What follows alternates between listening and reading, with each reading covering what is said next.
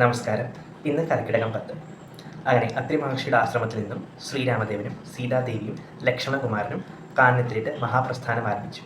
മുനിയുടെ നിർദ്ദേശപ്രകാരം മുനിയുടെ ശിഷ്യവൃന്ദങ്ങൾ മൂവരെയും തോണിയിൽ നദി കടത്തിവിട്ടു. അങ്ങനെ അവർ കാനനത്തിലൂടെ മഹാപ്രസ്ഥാന യാത്ര ആരംഭിക്കുകയാണ്. മുന്നിൽ ലക്ഷ്മണകുമാരനും നടുവിൽ സീതാദേവിയും പിറകിൽ ശ്രീരാമദേവനുമായിട്ട് അവർ യാത്ര തുടർന്നു. അങ്ങനെ കാനനത്തിലൂടെ പോകുന്ന വഴി വിരാധൻ എന്ന രാക്ഷസൻ സീതാദേവിയെ ആക്രമിക്കാൻ വരികയും ശ്രീരാമദേവൻ ആ രാക്ഷസനെ വധിക്കുകയും ചെയ്തു. ദുർവാസാവ് മഹർഷിയുടെ ശാപത്താൽ രാക്ഷസനായി തീർന്ന അദ്ദേഹം ശ്രീരാമദേവനാൽ മോക്ഷം സിദ്ധിച്ച് നാഗലോകത്തേക്ക് പോയി. അതിനുശേഷം അവർ ശരഭംഗ മഹർഷിയുടെ ആശ്രമത്തിലേക്ക് എത്തിച്ചേരുകയാണ് ചെയ്യുന്നത്. ശരഭംഗ മഹർഷി തൻ്റെ മോക്ഷപ്രാപ്തിക്കായിട്ട് ശ്രീരാമദേവൻ്റെ വരവും കാത്ത ആശ്രമത്തിൽ താമസിച്ചു വരികയായിരുന്നു. അങ്ങനെ ശ്രീരാമദേവൻ ശരഭംഗ മഹർഷിക്കും മോക്ഷം പ്രദാനം ചെയ്ത് അദ്ദേഹത്തെ സ്വർലോകത്തിലേക്ക് അയച്ച ശേഷം മൂവരും അവിടെ നിന്നും യാത്ര ആരംഭിക്കുകയാണ്. അങ്ങനെ ഇരിക്കെ ദണ്ഡകാരണ്യത്തിലെ മറ്റു മുനിമാരെല്ലാവരും ശ്രീരാമദേവനെയും സീതാദേവിയെയും ലക്ഷ്മണകുമാരനെയും കാണുവാനായിട്ട് അവിടെ എത്തിച്ചേരുകയാണ്. അങ്ങനെ അവർ അവരെ കണ്ട് പാദ നമസ്കാരമൊക്കെ ചെയ്ത ശേഷം അവരുടെ ആശ്രമത്തിലേക്ക് ക്ഷണിക്കുകയാണ്.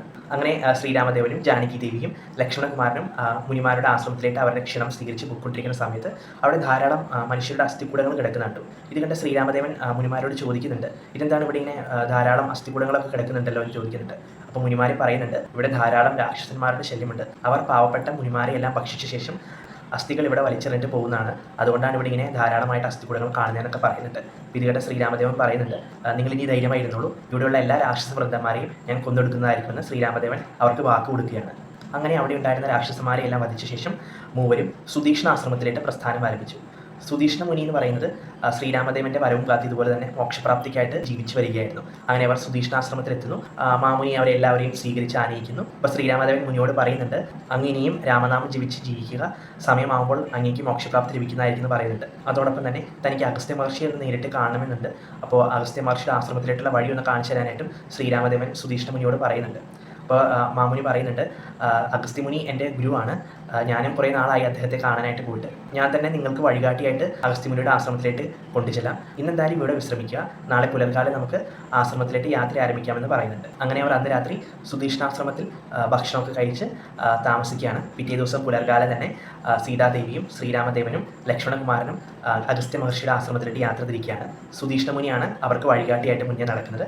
അങ്ങനെ അവർ അഗസ്ത്യ മഹർഷിയുടെ ആശ്രമത്തിൻ്റെ വാതിക്കലിലെത്തി. ശ്രീരാമദേവൻ പറയുന്നുണ്ട്, അങ്ങ് ചെന്ന് അഗസ്ത്യമുനിയോട് പറയും, ഞങ്ങളിവിടെ കാത്തു നിൽക്കുന്നുണ്ട്, അദ്ദേഹത്തിന് അനുവാദം കിട്ടിയ ശേഷം ഞങ്ങൾ ആശ്രമത്തിലേക്ക് വരാമെന്ന് പറയുന്നുണ്ട്. പിടികെട്ട് സുതീഷ്ണമുനി ഓടിച്ചെന്ന് അഗസ്ത്യമുനിയോട് പറയുന്നുണ്ട്, ഗുരു, അങ്ങയെ കാണാനായിട്ട് ശ്രീരാമദേവനും ജാനകി ദേവിയും ലക്ഷ്മണകുമാരനും ആശ്രമത്തിൻ്റെ വാതിലിൽ വന്ന് നിൽക്കുന്നുണ്ടെന്ന് പറയുന്നുണ്ട്. പിടികെട്ട് അഗസ്ത്യമുനിക്ക് ആശ്ചര്യമായി. അഗസ്ത്യമുനി ഓടിച്ചെന്ന് ശ്രീരാമദേവനെ പാദനമസ്കാരം ചെയ്തു.